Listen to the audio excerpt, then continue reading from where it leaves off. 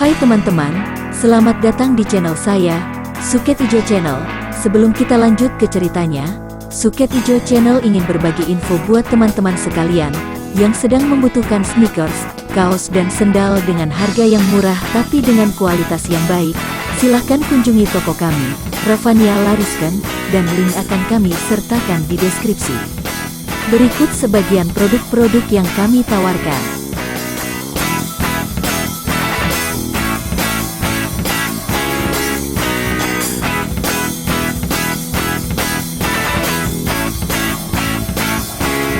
Oke, kalau gitu mari kita lanjut ke ceritanya lagi. Suling Emas, serial Bukek Xiansu, karya Asmaraman S. Ho Ping Ho. Bagian ke-76. Lokai ini dari Kaipang, perkumpulan pengemis yang manakah? Aliran apa? Pertanyaan Yukang ini diajukan dengan sikap penuh wibawa yang menunjukkan bahwa dia agaknya mengenal baik akan peraturan perkumpulan pengemis. Orang tua itu bangkit berdiri dan sukar untuk menjawab. Timbul kekhawatiran di hatinya bahwa pengemis muda yang perkasa ini takkan mau bekerja sama kalau mendengar bahwa dia sebetulnya bukan pengemis sama sekali, melainkan pengemis paksaan. Melihat keadaan kakek itu meragu, Suling Emas selalu berkata, "Saudara Yukang, Lopek, paman tua ini sama sekali bukan pengemis. Dia dahulu adalah kedua dari Sin Jiu Bukoan, berjuluk Sin Kau Jiu bernama Liong Kong. Nama kosong belaka, nama kosong belaka." Liong Kau Su menggoyang-goyang kedua tangan dengan perasaan malu. Kalau begitu bukan golongan pengemis? Mengapa berpakaian pengemis? Mau main-main dengan pengemis, ya? Liong Kau Su, kalau kau dan kawan-kawanmu ini hanya pura-pura menjadi pengemis untuk mencapai tujuan, aku tidak sudi bekerja sama. Tidak. Yu Enghyong salah sangka. Memang kami terpaksa menjadi pengemis, akan tetapi andai kata pembalasan dendam kami sudah terkabul, kami pun tetap akan menjadi pengemis. Kami sudah tidak punya apa-apa, dan untuk selanjutnya, kami rela menjadi pengemis asal saja si keparat Pou Kayong sudah mendapat hukumannya. Kalau begitu, boleh kita bekerja sama, kata Yukang mengangguk-angguk. Marilah Jiwi Enghyong, kita bicara sambil berunding di tempat kami, di bawah jembatan tembok merah. Yukang mengangguk dan Suling Emas juga menerima baik undangan ini. Mereka lalu berangkat menuju ke jembatan besar di pinggir kota itu dan turunlah mereka ke kolong jembatan. Di tempat sederhana inilah Liong Kau Su beserta anak buahnya tinggal. Biarpun kolong jembatan, karena dirawat, maka tanahnya cukup bersih dan baunya tidak busuk. Beberapa orang murid Liong Kau Su sibuk menyembeli angsa besar yang mereka tadi tangkap, entah dari mana. Tak lama kemudian bau harum paha angsa dipanggang membuat air liur memenuhi mulut. Beberapa orang lagi mengeluarkan cawan retak dan seguci besar arak. Sambil memegangi paha angsa panggang yang gurih dan berlemak, menggerogoti daging yang lezat didorong masuk arak keras, mereka bercakap-cakap. Mereka duduk seenaknya, ada yang berjongkok, ada yang bersandar pada dinding jembatan, ada pula yang berdiri, ada pula yang sambil rebah-rebahan dan mencari kutu pada baju mereka yang rombeng. Suling Emas duduk di tengah-tengah bersila dan ikut makan dengan enaknya. Yang mendapat giliran pertama untuk bercerita adalah Liong Kau Su. Kakek ini menghentikan makannya, melempar tulang paha angsa ke tengah air kali yang mengalir di dekat mereka, mengusap minyak lemak dari bibir dengan ujung bajunya yang kotor, kemudian menarik napas dan bercerita. Belasan tahun yang lalu terjadinya malapetaka itu, yang merubah semua jalan hidupku dan murid-muridku serta keluarga kami. Ia menarik napas panjang lagi. Kemudian ia menceritakan pengalamannya secara jelas singkat seperti berikut. Perguruan Sin Kau Bukoan di kota Sin yang cukup terkenal karena baik gurunya, yaitu Sin Kau Jiu Liong Kong, maupun para murid-muridnya merupakan orang-orang gagah yang biarpun kuat tidak mempergunakan kekuatannya untuk melakukan penindasan, bahkan membela kebenaran dan keadilan. Liong Kau Su tidak mempunyai anak keturunan sendiri, akan tetapi ia mengangkat seorang murid wanita sebagai anak. Wanita itu bernama Liong Bilon, seorang gadis cantik yang pandai silat. Pada suatu hari, Leong Bilon bertemu dengan Pou Kai Ong yang ketika itu masih muda dan tampan. Dalam pertandingan, Bilon dikalahkan dan gadis ini terpikat, lalu lari bersama Pou Kai Ong yang Leong Kausu tidak mampu mencegahnya karena terhadap Pou Kai Ong, ia sama sekali tidak berdaya, jauh kalah lihai kepandaiannya. Seperti telah kita ketahui, dalam kesedihan dan kebingungannya, Leong Kausu bertemu dengan Kim Mo Taisu, kemudian minta pertolongan Kim Mo Taisu untuk menghadapi Pou Kai Ong. Akan tetapi, Kim Mo Taisu tidak dapat berbuat sesuatu terhadap Pou Kai Ong ketika pendekar ini melihat betapa gadis puteri guru silat itu dengan sukarela ikut Pou Kai Ong. Hal inilah yang membuat kecewa hati Leong Kausu yang tadinya amat mengharapkan Kim Mo Taisu berhasil membawa pulang puteri angkatnya. Terpaksa ia menerima keadaan dan tidak mau merintangi lagi puteri angkatnya yang ikut Pou Kai Ong. Akan tetapi, 2 tahun kemudian, luka di hatinya menjadi robek kembali ketika Leong Kausu mendengar kabar betapa anak angkatnya itu hidup merana dan sengsara di samping Pou Kai Ong yang mulai nampak belangnya. Pou Kai Ong sudah mulai bosan dan memperlakukan Leong Bilon seperti seorang budak belian, bahkan tidak jarang memukulinya. Kemudian secara berterang Pou Kai Ong main gila dengan wanita-wanita lain dengan memaksa Leong Bilon melayani dia berpesta dengan perempuan-perempuan lain yang menjadi kekasih baru. Akhirnya Leong Bilon tak kuat menahan, untuk melawan ia kalah kuat, dan wanita ini mengambil jalan terakhir dengan menggantung diri. Mendengar ini, Leong Kausu dan beberapa orang muridnya yang setia, juga 2 orang sutenya secara nekat menyerbu ke tempat yang dijadikan markas besar Pou Kai Ong, yaitu sebuah kuil tua di luar kota Kanghu, bekas markas besar perkumpulan pengemis Kong Sim Kai Pang. Namun, mereka ini sama sekali bukanlah tandingan Pou Kai Ong. Bahkan bukan Pou Kai Ong sendiri yang turun tangan, baru anak buahnya saja sudah membuat Leong Kausu dan anak buahnya kocar-kacir dan dihajar habis-habisan. Pou Kai Ong tidak membunuh Leong Kausu, namun merampas semua miliknya, kemudian memaksa bekas ketua Sin Kau Bu Koan ini bersama anak buahnya hidup sebagai anggota Kai Pang, berpakaian seperti pengemis. Lebih hebat lagi, rombongan Leong Kausu ini selalu dihina oleh anak buah Pou Kai Ong yang berpakaian tambal-tambalan namun bersih, atau terkenal dengan sebutan pengemis baju bersih sebaliknya daripada rombongan Leong Kausu dan para pengemis taklukan lain yang disebut rombongan pengemis baju kotor. Demikianlah, Kim Xiao Hiap, pendekar suling emas. Leong Kong mengakhiri ceritanya dengan muka berduka. Bertahun-tahun kami menderita penghinaan dan sepatutnya penderitaan ini kami akhiri dengan bunuh diri saja seperti yang dilakukan puteriku. Akan tetapi, dalam hati ini masih belum mau menerima, masih menyimpan penasaran dan dendam setinggi langit, masih selalu mengharapkan kesempatan untuk membalas. Oleh karena itulah, sampai begini tua saya tetap mempertahankan nyawa untuk menanti datangnya kesempatan itu. Untung sekali hari ini mempertemukan kami dengan Jiwi Tai Hiap, kedua pendekar besar, sehingga boleh diharapkan cita-cita akan tercapai juga sebelum nyawa meninggalkan badan. Yu Kang melompat berdiri, membanting tulang paha angsa ke kanan. Tulang itu melesak ke dalam dinding tembok jembatan yang keras. Harap Paman Tua Leong tidak berkecil hati. Dengan bekerja sama, masa si keparat Pou itu tidak akan dapat ditundukkan? Dengarlah baik-baik, aku Yu Kang juga sudah bersumpah, takkan berhenti berusaha sebelum si jahat Pou Ki Lui menerima hukumannya. Seluruh keluargaku habis dibasmi keparat itu hanya karena Tuhan menghendaki saja aku bebas daripada pembasmian sehingga setidaknya ada keturunan ayah yang berusaha membalaskan dendam keluarga ini. Yu Kang lalu bercerita, dia adalah putra bungsu mendiang Eugene Tianglo ketua perkumpulan pengemis Kong Sim Kai Pang. Seperti telah diceritakan di bagian depan cerita ini, pada belasan tahun yang lalu ketika Pou Ki Lui yang memiliki kepandaian tinggi itu muncul dari timur, dia telah menyerbu Kong Sim Kai Pang, merobohkan semua yang melawannya, membunuh ketua Kong Sim Kai Pang sekeluarga, membunuh tokoh-tokoh Kong Sim Kai Pang pula dan merampas kedudukan ketua Kong Sim Kai Pang. Para anggota yang tidak mau tunduk, dibunuhnya sehingga akhirnya para anggota lain menjadi ketakutan dan mengakui kekuasaan ketua baru ini, yang kemudian memakai julukan Pou Kai Ong si Raja Pengemis Pou.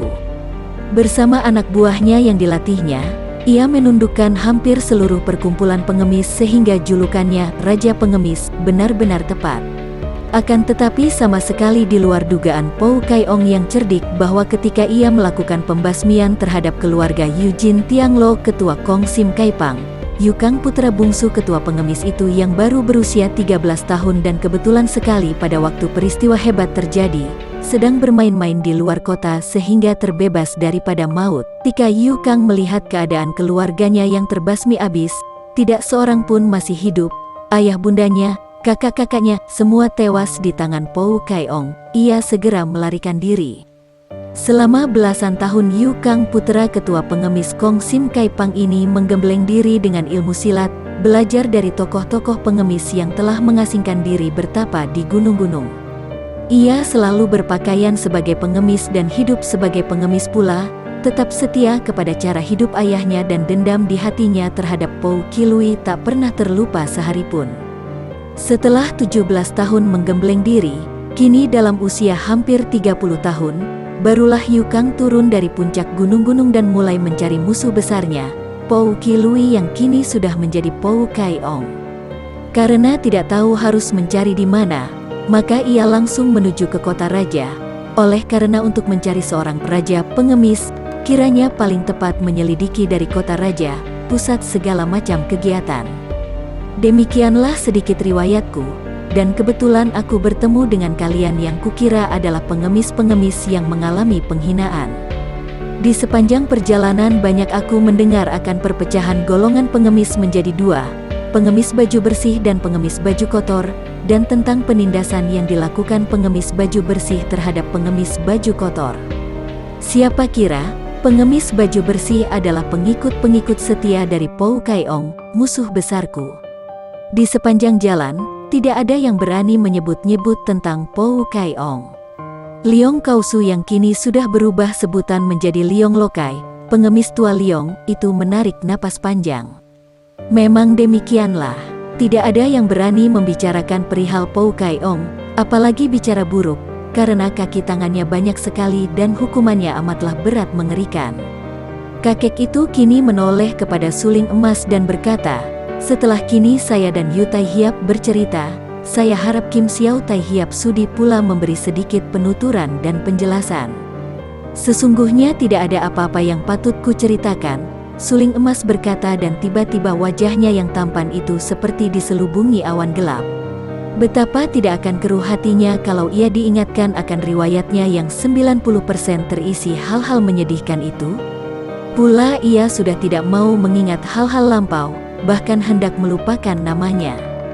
Setelah berhenti sejenak, ia menyambung, "Pertemuanku dengan Pou Kai-ong dalam pertempuran hanyalah secara kebetulan saja. Akan tetapi karena aku tahu betapa jahatnya Pou Kai-ong, maka aku bersimpati kepada orang-orang yang telah menjadi korbannya seperti kalian. Dan, untuk bicara terus terang, Yutuako menduga tepat. Pou Kai-ong amat lihai dan, maaf, kurasa Yutuako sendiri tidak akan dapat mengalahkannya." Yukang mengangguk-angguk, sepasang alisnya yang tebal berkerut-kerut. "Aku pun sudah menyelidiki dan mendengar bahwa si keparat si Pou itu amat lihai. Kau yang sudah bertanding dengannya, tentu dapat menilainya dengan tepat, Kim Xiao Eng, dan aku percaya. Kalau kau yang begini lihai masih mengaguminya, tentulah ia merupakan lawan yang amat tangguh. Akan tetapi, aku tidak akan mundur setapak, kalau perlu nyawaku kupertaruhkan untuk membalas kematian seluruh keluarga ayahku." Yukang mengepal tinju, mukanya merah dan matanya berapi-api. "Yu Tai Hiap, harap Liong Lokai jangan menyebut aku Tai Hiap, pendekar besar." Yukang memotong kata-kata kakek itu dengan sengit. "Aku hanyalah seorang pengemis jembel yang tiada guna." Memang watak Yukang keras dan jujur, tanpa dipalsukan tata cara dan sopan santun. Mungkin sakit hatinya dan malapetaka yang menimpa keluarganya membuat ia berwatak seperti itu.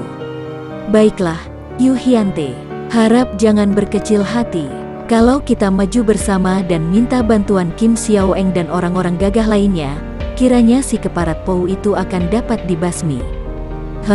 Terserah kau orang tua yang mengaturnya." Akhirnya Yukang berkata sambil duduk kembali, menyambar paha angsa panggang dan menenggak araknya. Liong Lokai lalu menjura kepada suling emas.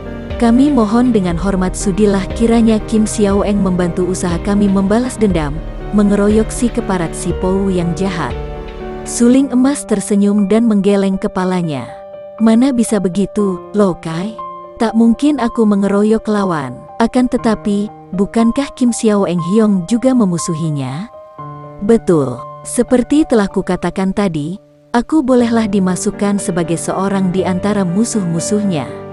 Akan tetapi aku tidak mempunyai dendam pribadi dengannya. Siapa saja yang jahat, boleh dianggap musuhku, karena kalau dia tidak bisa diinsyafkan, tentu akan kugunakan kekerasan mencegah si jahat merajalela menindas si lemah.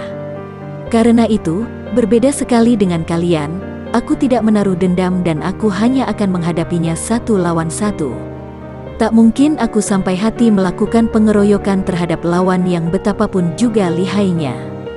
Tiba-tiba Yu Kang menghentikan gerakannya makan paha panggang. Ia memandang tajam ke arah suling emas, lalu mengangguk-angguk dan berkata murung, "Benar sekali, suling emas. Aku sendiri pun, kalau tidak dimabok dendam kesumat, tidak sudi mengeroyok orang. Akan tetapi, kalau maju sendiri tidak menang sampai kapan dapat membalas dendam? Dendamku jauh lebih besar daripada segala macam aturan pertandingan." Agaknya ucapannya ini berlawanan dengan wataknya yang gagah, maka untuk mencuci rasa malu, Yu Kang menggelogok arak sebanyaknya ke dalam perutnya. Akan tetapi, menghadapi seorang penjahat keji macam Pou Kai Ong, bagaimana harus mengingat akan peraturan? Dia membunuhi orang, merampas Kaipang, mengangkat diri sendiri menjadi raja pengemis, kemudian merampas anak gadis orang tanpa melamar, memaksa kami menjadi pengemis. Apakah semua perbuatannya itu menurutkan aturan? Bukankah orang bijaksana zaman dahulu mengatakan bahwa kebaikan dibalas dengan kebaikan berganda, akan tetapi kejahatan harus dibalas dengan keadilan? Dan terhadap seorang keji jahat macam Pou Kai Ong, apakah yang lebih adil daripada mengeroyoknya dan menghukumnya bersama? Sudahlah, Liong Kai, tiba-tiba Yu Kang berkata keras. Orang yang tidak mau, apa gunanya dipaksa-paksa? Biarlah siapa yang mendiamkan saja kejahatan merajalela, dia itu membantu kejahatan. Apalagi, urusan ini adalah urusan kita para pengemis. Mana seorang kongcu terpelajar mau mencampuri urusan segala jembel? Hening sejenak setelah Yu Kang mengeluarkan kata-kata yang keras, jujur tanpa tedeng-tedeng lagi ini. Para pengemis tua itu merasa khawatir, kalau-kalau suling emas akan menjadi marah. Namun, suling emas bukanlah seorang yang mudah marah. Gemblengan hidup membuat ia kuat bertahan akan segala serangan. Pula, ia dapat membedakan mana emas mana tembaga dan tahu bahwa di balik sikap kasarnya, Yu Kang adalah seorang gagah. Yu tuaku, ucapanmu memang benar sekali. Untuk mengeroyok orang, biar dipaksa-paksa aku tentu tetap tidak akan mau. Pula, justeru aku paling tidak mau mencampuri urusan orang lain karena aku menghormat kalian golongan pengemis yang biarpun berpakaian kotor namun berhati bersih. Akan tetapi kau keliru sangka kalau aku akan mendiamkan saja kejahatan merajalela. Omongan suling emas seperti omongan guru sekolah berbelit-belit. Pendeknya, kau mau membantu kami atau tidak? Yu Kang mencela. Tentu saja, akan tetapi tidak secara keroyokan. Biarlah dia nanti kuhadapi sendiri, kalian lihat saja. Kalau aku kalah dan tewas di tangannya, anggap saja hal itu urusanku, dan barulah kalian boleh turun tangan terhadap Pou Kai Ong. Tiba-tiba Yu Kang melompat lagi ke atas. Mana bisa, Liong Lokai, mari kita berangkat. Urusan ini adalah urusan kita, urusan antara para pengemis, bahkan Pou Kai Ong sendiri pun seorang pengemis yang jahat dan menyeleweng. Kitalah yang harus menghukumnya, bagaimana kita bisa menyerahkan hal ini kepada orang luar? Suling emas, kami tidak membutuhkan bantuanmu lagi. Marilah, Liong Lokai. Engkau tahu di mana si jahanam itu? Kakek jembel itu mengerling kepada suling emas dengan mata kecewa. Akan tetapi ia lalu bangkit berdiri diikuti teman-temannya dan menjawab pertanyaan Yu Kang. Kebetulan dia berada tak jauh dari sini. Marilah, Yu Hyante. Kami ada 11 orang, bersama Hyante jadi 12. Masih ada 5 orang saudara Bong, pengemis-pengemis dari Yunan yang telah lama menanti-nanti kesempatan untuk menuju mengeroyok musuh besar mereka. Seperti juga engkau, Hyante, kelima Bong Hengte, persaudaraan Bong, itu pun keturunan ketua Kaipang, perkumpulan pengemis yang dibasmi oleh Pou Kai Ong. Bagus, kalau begitu marilah kita berangkat, kata Yukang. Rombongan pengemis itu meninggalkan kolong jembatan. Hanya Liong Lokai seorang yang menjura kepada suling emas. Yukang melangkah pergi tanpa menoleh. Suling emas berdiri terlongong, akan tetapi tersenyum pahit melihat rombongan pengemis itu pergi dari situ. Sejenak ia termangu dan mengangkat pundak. Memang benar ucapan Yukang bahwa urusan di antara pengemis adalah urusan dalam, orang luar tidak berhak mencampuri. Akan tetapi tiba-tiba suling emas mengerutkan keningnya. Mereka itu seperti domba-domba digiring ke pejagalan. Ia tahu benar bahwa biarpun dikeroyok oleh mereka, Pou Kilui masih tetap merupakan lawan yang terlalu kuat. Mereka itu seakan-akan mengantar nyawa dengan sia-sia, akan mati konyol. Dan ia tahu bahwa mereka adalah orang baik-baik. Mana mungkin ia mendiamkan Pou Kai Ong membunuh mereka begitu saja? Kedua kakinya bergerak dan di lain saat suling emas sudah mengikuti rombongan itu dari jauh. Malam itu terang bulan. Rombongan pengemis yang tadinya hanya 12 orang itu kini sudah bertambah 5 lagi, yaitu 5 orang Bong Hengte yang tubuhnya tinggi-tinggi dan dari langkah kaki mereka dapat diketahui bahwa mereka ini pun bukan orang-orang lemah. 17 orang pengemis ini berangkat keluar kota, menuju ke sebelah utara kota raja. Di kaki gunung yang sunyi, jauh dari kota raja dan jauh dari dusun-dusun, mereka berhenti lalu bergerak sembunyi mengurung sebuah pondok kecil yang berdiri sunyi di tempat itu. 2 orang di antara kelima Bong Hengte melompat keluar dari tempat persembunyian, menghadapi pintu pondok dan seorang di antara mereka berseru nyaring. Pou Kilui, keparat busuk, kami telah datang hendak menagih hutangmu kepada keluarga Bong, hayo keluar. Suling emas yang bersembunyi tak jauh dari tempat itu, di balik batu-batu besar, mengerutkan kening. Kalau memang mereka hendak mengeroyok, mengapa tidak langsung saja mendatangi pondok dan menyerbu? Dengan pengeroyokan 17 orang, agaknya Pou Kai Ong akan kewalahan juga. Apakah mereka terlalu memandang rendah kepandaian si raja pengemis? Tiba-tiba terdengar suara ketawa terkekeh dan dari atas gunung kecil melayang turun sesosok bayangan yang luar biasa gesitnya. Begitu kedua kaki orang saudara Bong, bayangan itu tertawa bergelak dan berkata, "Hahaha, tikus-tikus busuk berani mengantar nyawa." Ucapan ini disusul gerakan yang hebat sekali. Sebelum 2 orang itu mampu menjawab, bayangan yang bukan lain adalah Pou Kilui atau Pou Kai Ong ini, telah menerjang maju dengan gerakan seperti kilat dan 2 orang saudara Bong itu yang sudah berusaha menangkis, terpental ke belakang dan roboh tak dapat bergerak lagi. Pada saat itu muncul 3 orang saudara Bong yang lain, muncul dari samping kiri, disusul munculnya 3 orang dari depan dan 3 orang dari kanan. Tampak Liong Lokai ikut pula dari kanan sedangkan Yukang tampak di antara 3 orang dari depan. 6 orang pengemis lain mengambil jalan memutar hendak menyerbu dari belakang punggung Pou Kai Ong. Hahaha, kiranya tikus tua si Liong ikut pula. Bagus. Seruan ini disusul suara bersiutan dan Pou Kai Ong telah memutar sebatang tongkat yang berubah menjadi segulung sinar hitam.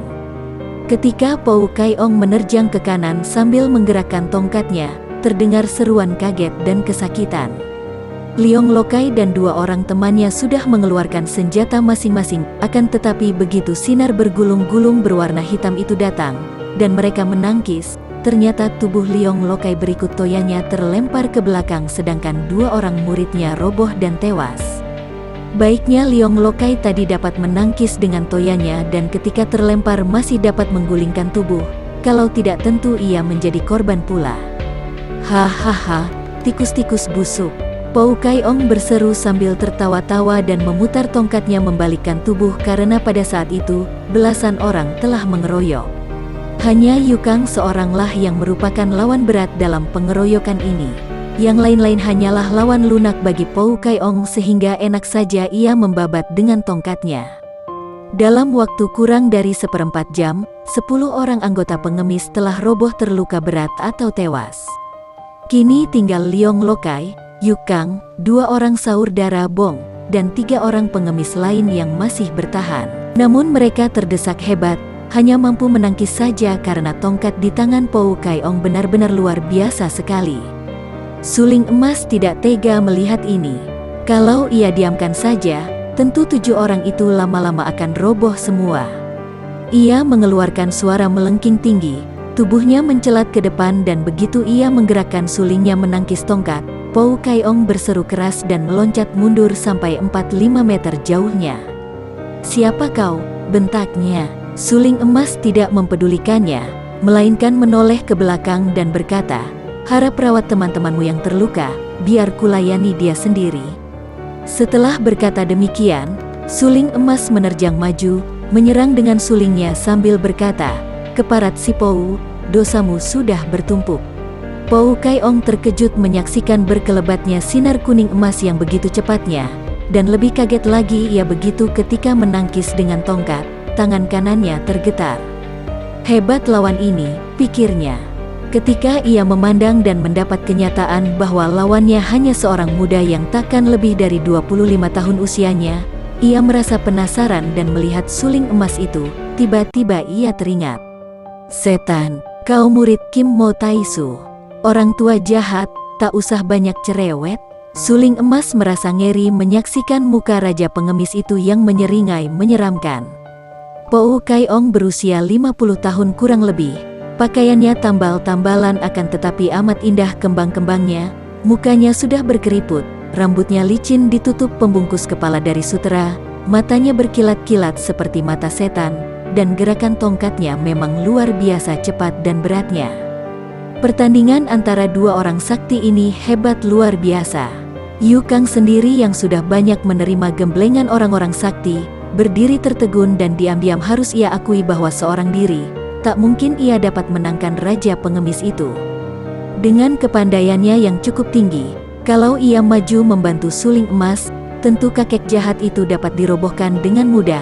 Akan tetapi ia tahu dan mengenal watak Suling Emas yang tentu tidak mau dibantu. Maka ia hanya menonton penuh kekaguman, sedangkan Leong Lokai dan anak muridnya merawat mereka yang terluka dan tewas. Suling Emas sudah mengerahkan seluruh tenaga dan mengeluarkan ilmu pedang Pat Sian Kiam Hoat yang hebat. Gerakannya selain cepat, juga mengandung tenaga mujizat sehingga sulingnya mengeluarkan suara melengking seperti ditiup orang. Namun, kelebihannya dalam ilmu silat sakti ini diimbangi oleh kelebihan Pou Kai Ong dalam pengalaman dan kematangan. Suling Emas belum lama menguasai ilmunya, sedangkan Pou Kai Ong sudah matang, sudah digembleng dalam pertandingan-pertandingan berat. Maka hebatlah pertandingan ini yang sekaligus merupakan ujian berat bagi Suling Emas. Tubuh kedua orang sakti itu sudah tak dapat dilihat lagi, lenyap terbungkus gulungan sinar senjata mereka. Biarpun pertandingan itu mengerikan dan merupakan pertandingan mati-matian, namun kelihatannya amat indah di malam bulan purnama itu. Perawatan terhadap mereka yang terluka sudah selesai dan kini Leong Lokai dan Yukang berdiri dengan mata terbelalak kagum. "Bukan main, sungguh hebat," bisik kakek jembel itu penuh keheranan dan kekaguman. "Suling Emas benar," kata Yukang. "Kepandaian iblis itu benar-benar hebat sekali. Pantas saja ayah sekeluarga terbasmi abis. Mengapa kita tidak menyerbu sekarang? Kesempatan baik terbuka." "Tidak, Leong Lokai. Tidak boleh kita menggunakan keadaan ini mencari kemenangan. Hal itu akan merupakan penghinaan bagi Suling Emas. Dia berwatak aneh, akan tetapi patut dihormati. Mari kita kurung si iblis agar dia jangan sampai dapat melarikan diri." 7 orang sisa rombongan pengemis itu segera mengurung, siap dengan senjata masing-masing.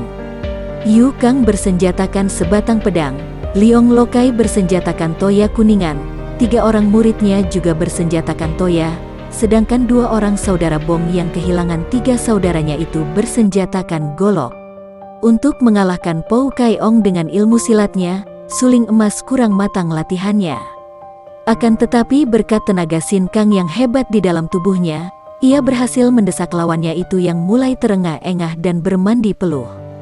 Bocah setan, mampuslah. Saking marahnya, Pou Kai Ong lalu mengerahkan tenaganya dan menghantam dengan tongkatnya ke arah kepala suling emas dengan gerakan memutar.